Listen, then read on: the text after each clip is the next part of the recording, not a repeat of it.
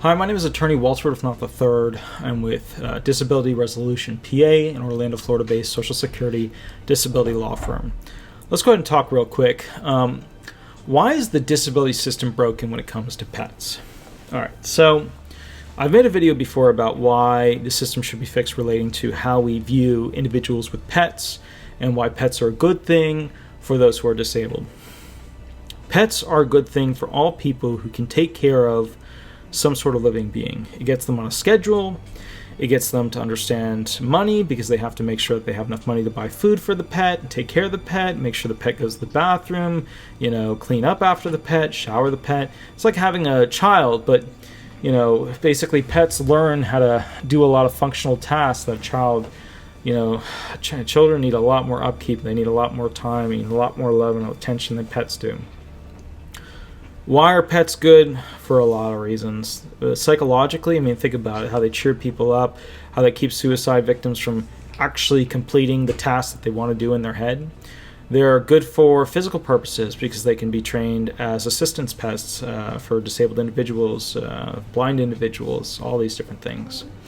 The reality of this system is that the Social Security Administration uses pets as a means to deny people for Title II SSDI or Title 16 SSI benefits, because if you're able to take care of pets, then you're likely to do some sort of job related to a pet store, which is what happens in hearings and at DDS and things like that. Pets are quoted in briefs to explain why an individual is capable of getting a job related to the functions of pet-related activities and upkeep.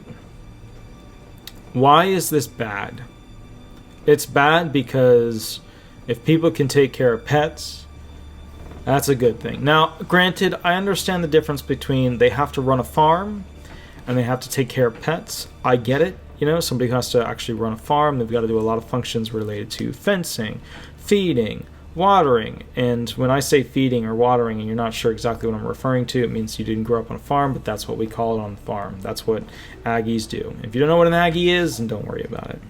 Bottom line is this: pets are necessary for a lot of people.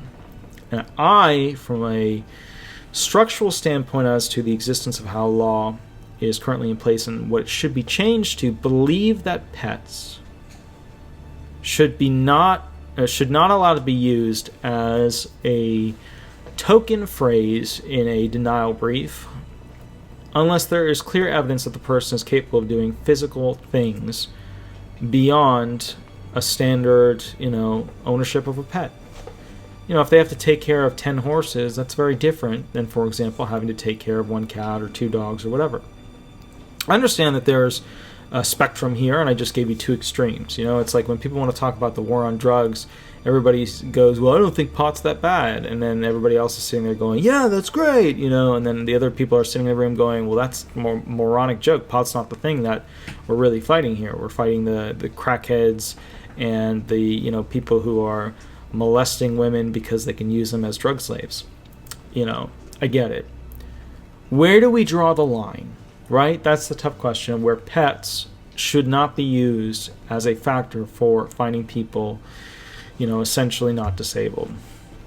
Obviously, properly trained pets that are registered to be able to help individuals should not be considered, and should be considered actually in a favorable way that the person might be disabled.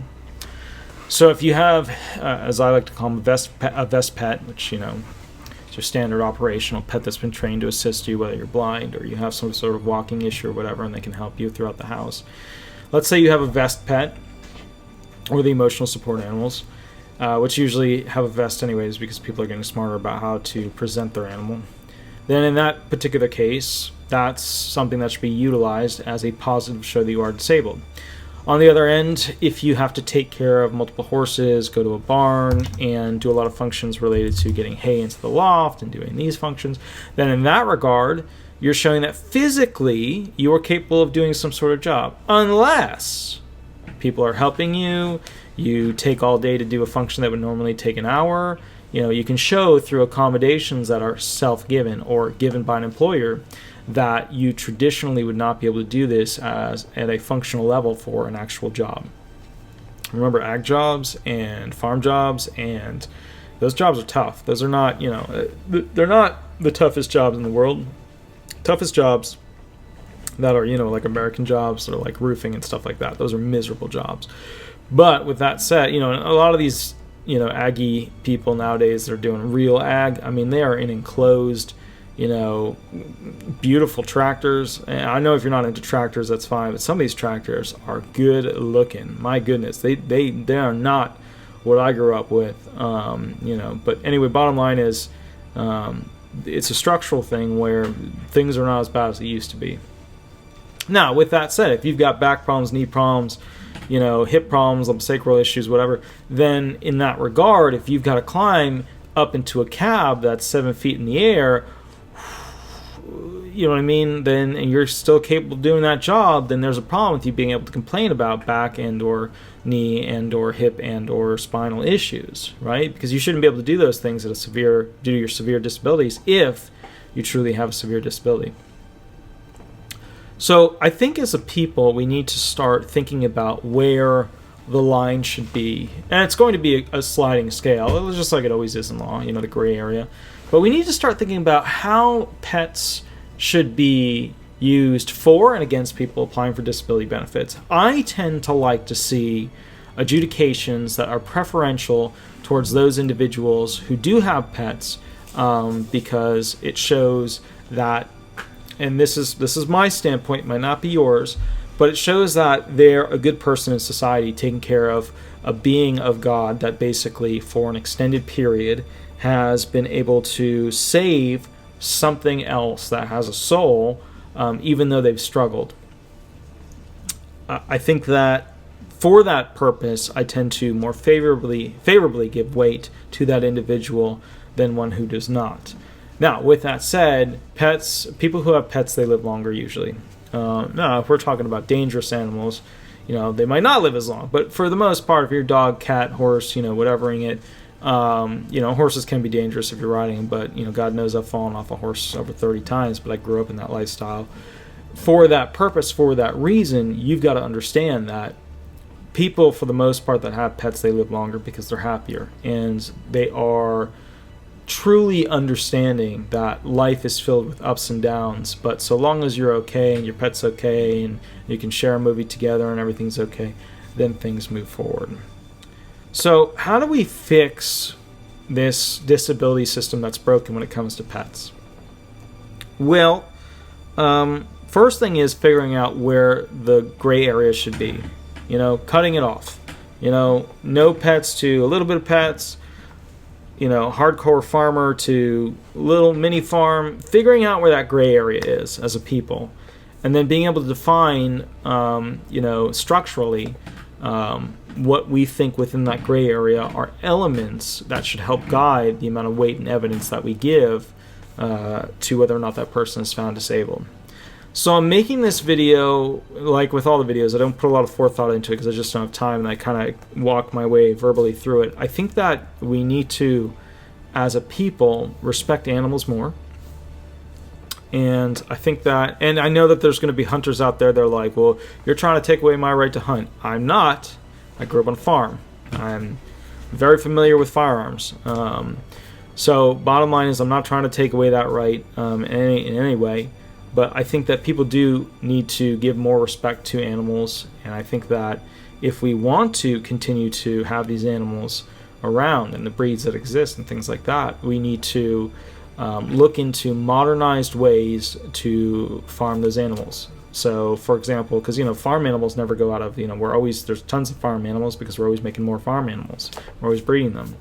So, if people are willing to illegally trade tusks, we need to farm tusks and put that market completely, to bed, where if there's a bunch of potential tusks on the market, then the illegal trade of tusks will go way down. We use financial theory to go ahead and destroy an illegal market where they kill living animals for a material item that traditionally comes from them.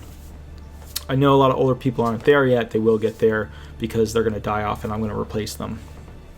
The next thing is that I think that we need to go ahead and realize that pets tend to be a focal point for people's lives. They don't always, but they often do, replace children for a period of time. So I remember having a conversation with one guy in a cab when I was younger in Boston about how some children of some background will have kids at a young age, some children of some background will have, a pet at a certain age, and those who have a pet often lead more successful financial lives. Often those who have kids do not lead financial lives. In fact, they often end up with they themselves or their child onto some sort of benefits-based program, whether it's WIC, whether it's food stamps, whether it's SSI benefits, etc.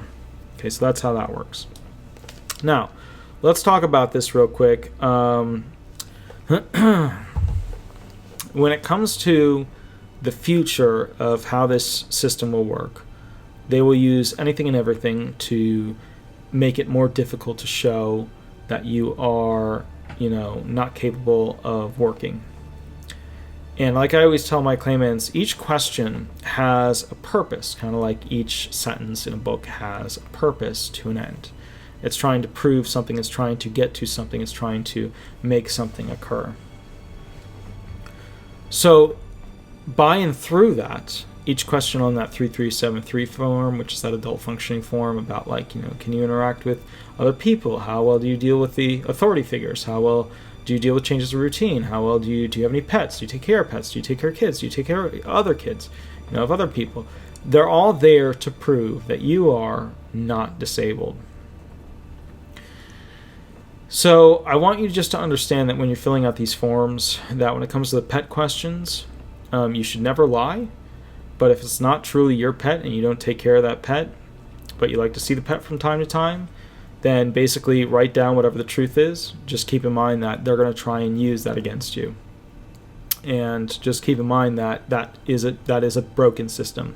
That is a bad system. Whether or not we as humans in America, on behalf of the Social Security Commissioner, should be ashamed of that system, whether or not the system it put in place is wrong, whether the Social Security Administration's commissioner should change it is up to you. I'm telling you they need to change it, but you don't have to take my word for it. I'm just somebody who lives in it. So my recommendation to you is that if you see a question like that, be very careful, because the system will use a statement about a pet that you take care of as a means to show that you have the capacity to show up on time, communicate with others, stay on task, interact with others, be able to basically take care of others, take care of your own things, be able to cook meals, create meals, whatever for this animal. They will find a way to utilize this information against you to show that you do have the capacity to work, for example, at a pet store, at a pet supermarket, or whatever, one of these things.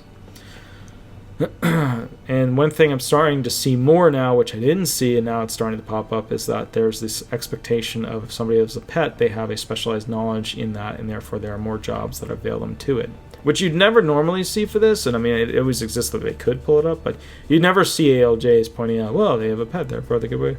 You would never see that before. I'm starting to see that now, and that scares me. Pets should not be something for the most part, and we have to figure out what the gray area is going to be, but they should be something that for the most part are not used in a negative way to find that somebody is capable of not receiving disability benefits because they're so-called capable of doing a job in the national economy. Okay. My name is Attorney Walter Rudolph Hnot III. I'm with Disability Resolution PA, an Orlando, Orange County-based Social Security disability law firm. If you want a free consultation on the most up-to-date information or a custom video made about a particular topic that you like, that's fine. Shoot me an email or give me a call, and we will go from there. Thank you so much. Have a wonderful day. Alrighty. Bye-bye.